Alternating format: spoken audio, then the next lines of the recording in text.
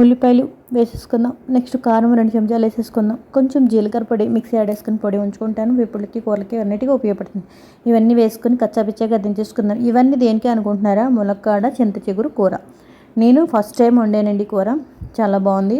కొంచెం ఈ కారం అంతా కూడా పచ్చి వాసన పోయేంత వరకు నూనెలో వేయించేసుకుని నెక్స్ట్ ములక్కాళ్ళు హాఫ్ బాయిల్ చేసి పక్కన పెట్టుకున్నాను. లైట్గా ఉప్పు వేసాను, అంత ఎక్కువ వేయలేదు.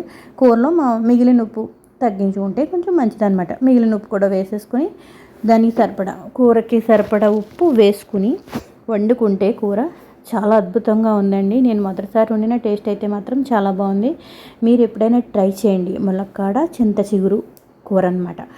అయితే ఈ పులుపు ఎక్కువ వాడద్దంటున్నారు కదా, టమాటా ప్లస్ చింతపండు అవిను, అందుకని ఈ విధంగా ట్రై చేశాను నేను. కూర అయితే మాత్రం టేస్ట్ అదిరిపోయింది. నెక్స్ట్ బంగాళదుంప వేపుడు.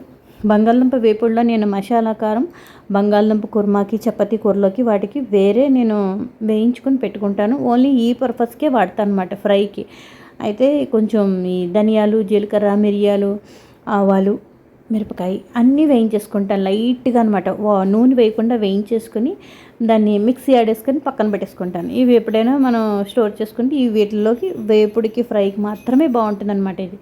అయితే వేపుడైతే మాత్రం అదిరిపోయింది. మాకు పొద్దున్న కూర, సాయంత్రం ఫ్రై, ఈ రెండు కలిపి మాకు ఈవేళ అయిన వంట.